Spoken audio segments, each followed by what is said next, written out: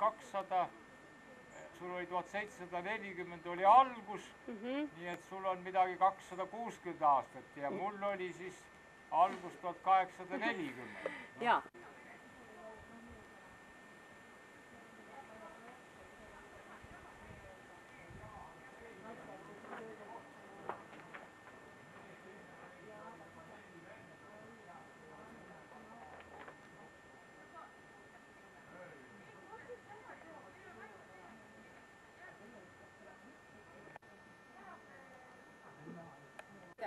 Õudsed nimed, see Kreenberg ja Ehrenpreis, 2 õudset. Peab seda asja uurima, jah. Aga see Ehrenbergi nimi on ainult siit Vastemõisast olnud, mujal Eestis seda ei ole. Nii et siin on mõistlikult pannud selle nime ja peab seda auga kandma. Need võiks tagasi esitada, Eensood, Ehrenberg. See on muidu ilus küll, aga no auhind ikka nimestatud. Ta ei võetud, mõisnik andis. Aga äkki ta tegi midagi niisugust, mille eest oli väärt auhinda? Võib-olla ta oli parim talupoeg seal mõisnikul. No meil oli ikka puhas saksa nimi, oli Grünberg oli puhas, aga need venelastel seda hüüd ei ole ja siis nad bussedasid teda ära. Küll oli teda Grünbergi siia ja siis lõpuks jäi siis Grünberg, ega lõpuks nime ei ole. Ta ei ole puhas, Grünberg on ikka puhas. Ilus roheline mägi ja ta on ikka puhas nimi. Kas sinu sugulane on Sven Grünberg ka või? No ei tea ju. Ei ole uurinud. Minu isaliini mul ei ole üldse, mul ei ole andmeid isaliinis absoluutselt. Tegelikult on niimoodi, et kui ma olin... Ja teda ikkagi, ma ei ole leidnud kuskil. Kas ta andmeisugulane ei ole siiamaani? No ja Pille räägib ka siin praegu, et ei ole kuskil. Jah, ei ole.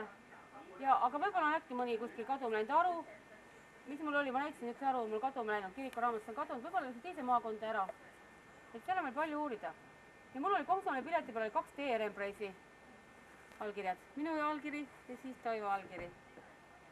Ja ükspäev ma sain kirja. Terve rida nimesid Ehrenpreisi oli ja küsiti, kas need on minu sugulased. Meil genealoogia seltsi esinaine saatis selle kirja ja mina ütlesin, mina ei tea. Mida? Õige selle. Sünniaasta on õige, jah? Jah, 2 ja 1. Reneel on Sandra. Üks tüdruk. Ahah. No tore. Ma annan teile mõlema siis ühe, jah? Aitäh. Nii, vaat nüüd on niisugune asi, et ma teile võiks parandama äkki. Vaat siin on Piret ja Ingrid. Mul on siin kirjutamata teistele. Ma kirjutan siia ära. Sest nüüd ma sain teada veel, et siin on veel üks õde. Silvi, keda mul ei ole peal. Aga siis pole midagi. Nii kui tuleb parandada, ma kirjutan siia Piret ja Ingrid siia, siis ma saan teistele ka ära anda. Ja kõik, see on kadunud. Siis on võimalus veel saada naisliini pidi siit juurde. Sest et naiste nimed on muutunud ja ära läinud ja ma ei tea kuhu. Alice Kaar. Jah, see on Eesti leerida. Ai, aga kuule, Ene Kukk ka pole tulnud veel ju. Ja, üks auto tuleb siit või? Ta läheb. Äkki pani ka mööda niimoodi? Ei, ta keeras siin algust küll.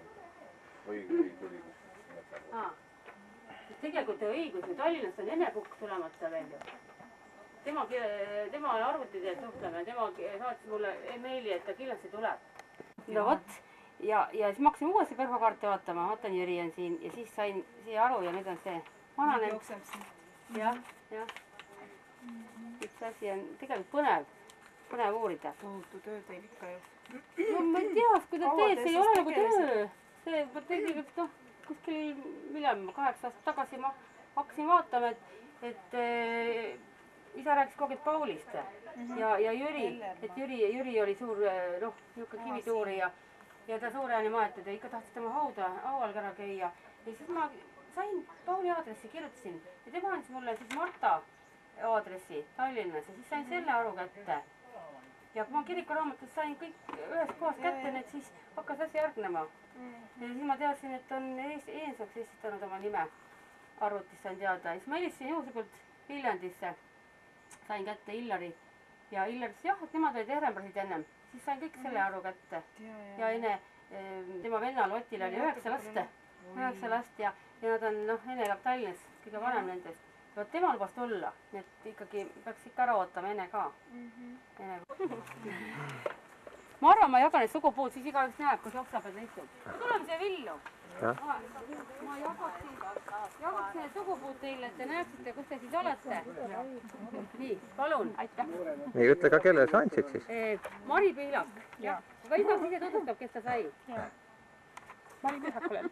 Ja kus koha peal? Kus te siin paberi peal asete? Oi, sassand jumal, kohe näitan. Ma kohe vaatan järgi. On Mari Pihlak sündinud 1944 ja au, väga ilus. Labidal. Mina olen Labida Metsavaitalus sündinud. Nii, palun. Aitäh. Mina olen Linda Kinnas. Ja siin paberi peal? Paberi peal. Ta on minust natukene allpool. Näe, siin vist, jah. Ja sündinud 39. Ja ma näen kõik läbi paberi. Tore. Kas seal ka? Nimi palun? Mina olen Eensalu Margus ja mina olen Jüri sugupuust. Ja mina olen Eensalu Haraldi poeg. Ja siis mina olen siin ja siin on minu lapsed. Ahaa, seal on Margusel sünniaasta puudu. Saab täiustada. 60. Aha, eks Tiiu kirjutab edasi. Jah.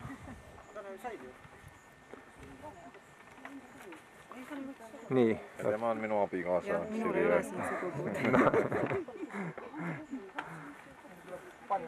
Nii, lähme edasi, jah. Kes meil...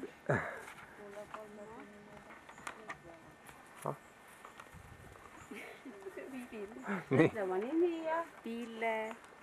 Ma vaata, kus ma siin olen, näed. Otsime Pillele. Jaa, vaata, kus ma olen. Ma enne nägin juba, näed siin. Nii, Pille Kreenberg sündinud 1951. Jaa.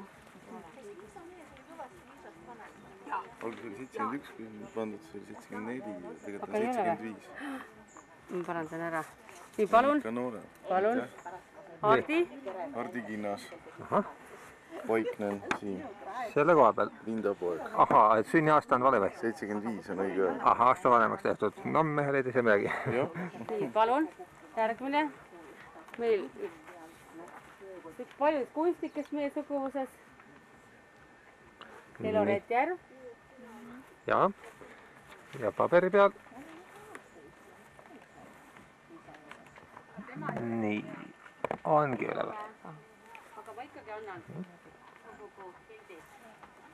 Ja palun. Kuidas ei ole?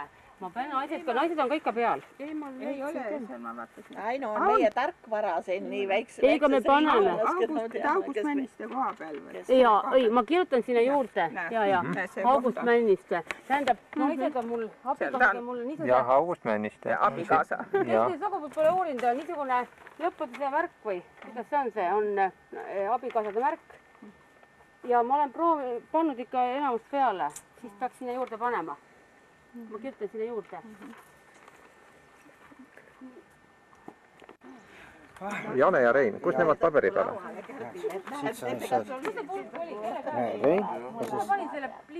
Rein ma näen, 46 sündinud. Jah, ja Jane tuleb siia siis. Jane 72 sündinud, jaa. Noored peaks hakkama seal ka hakkama panema, kuni vanemad veel on. Olgis kuni 60 inimesed juba kiilused läbi. Mardi. Sinu vana, seal Mart, sinu vana. Tulnud kuskil välja, aga äkki ta tuleb. Sest mul on veel uurimata. Nii, palun. Ma näitan kohe. Aitäh. Philip, minule võid anda Philipi. Mari Pihlak, ma kirjutan kohe siia Eino juurde. Sinna võib lõpmatuse märgi ka panna, eks ole. Ja lõpmatuse märgi ja Eino. Näed, olemas. Palun. Aitäh. Näita. Kuulma inimesele peab märgi. Näed, siin oleks võinud panna ka lõpmatuse märgi ei olnud. Aga mina võtan selle... Philip 2000, ta on kõige noorem. Sankt-Peterburg. Ahhaa. Nii et kuskile läheb elab seal ka, jah? Seal sündinud, jah. Ma toon veel mõtlega juurde. Nii.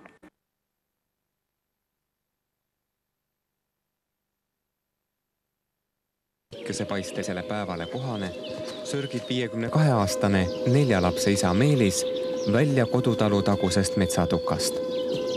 Ja kuigi hallakristallid taldade all murdudes krõbisevad, silkab Saarepeedi kooli füüsikaõpetaja oma hommikusörki paljajalu.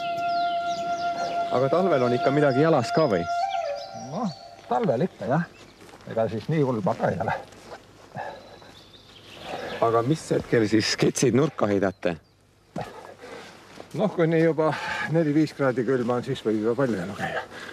Täna oli 4 kraadi. Aga siis viskab Meelis korraga riidedki seljast. Talvel on muidugi isegi parem minna ujuma, sest et kui väljas on külm ja vesi on 0 kraadi, siis lähed ju nagu sooja keskkonda. Aga suvel on siuke asi, et väljas on 10 kraadi või 20 kraadi sooja, aga vesi on külmem. Näiteks praegu ma lähen juba külmemasse keskkonda, aga talvel lähen soojamasse. See on pedagoogi härra igahommikune rituaal. Enne kooli väike sörk ja suplus. Olgu ilm missugune tahes. Aga öösel on teil vist ikka miinus siin või? No täna öösel oli 4 kraadi külma õhus. Kiigile jääd peale ei võta? Ei, no sellele ei võta. No aga talvel on siin ikka paks jää peal ju. No talvel on paks, jah.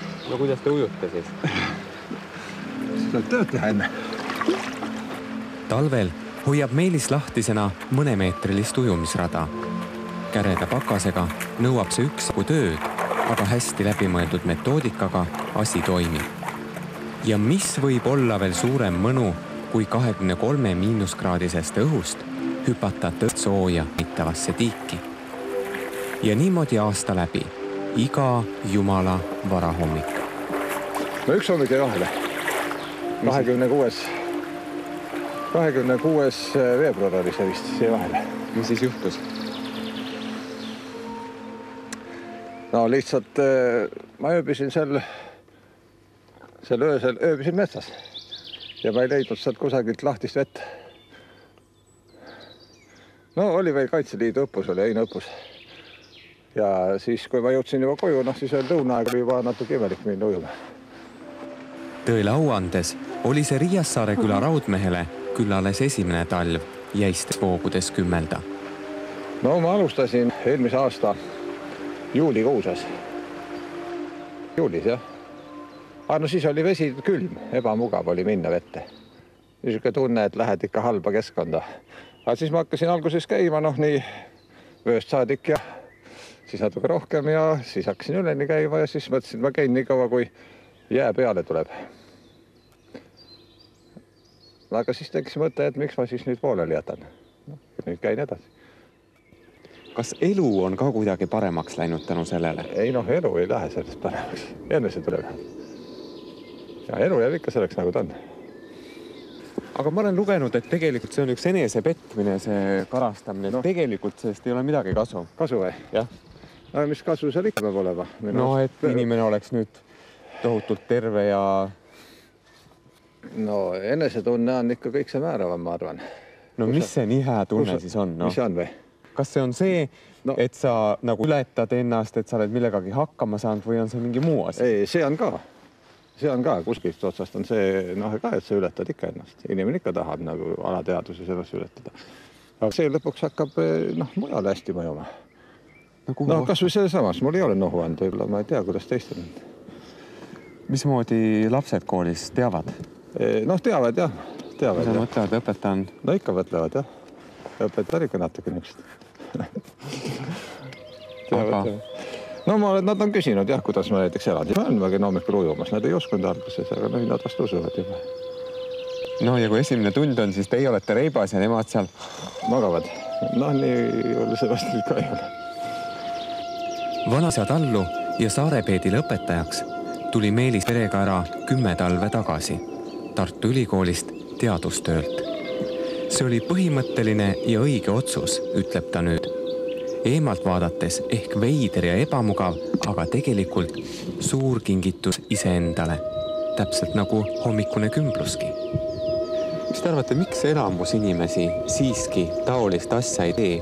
Isegi need, kellel oleks võimalus, kellel on tiik ja ilus maakodu ja kõik need teised asjad. Inimesed on erinevad ja ju siis meeldivad muud asjad ja peab siis tegema kõiki asju. Iga inimene ei jõua kõiki asju teha. no võiks viina juua näiteks. No mõned jood viina ka. Ma võtan ka vahest viina, aga mitte tihti. Kumb on parem, kas see asi või viina joomine? Noh, viina joomisega on selline, et võtmise aega on hea, aga pärast on halb. Aga see on pärast hea jälle. Aga kell 7:30 istub õpetaja Reinart jalgratta selga ning väntab kooli. Koolimajani on küll 7 kilomeetrit, kuid ilm on ju ilus ja linnud laulavad ja hea on olla.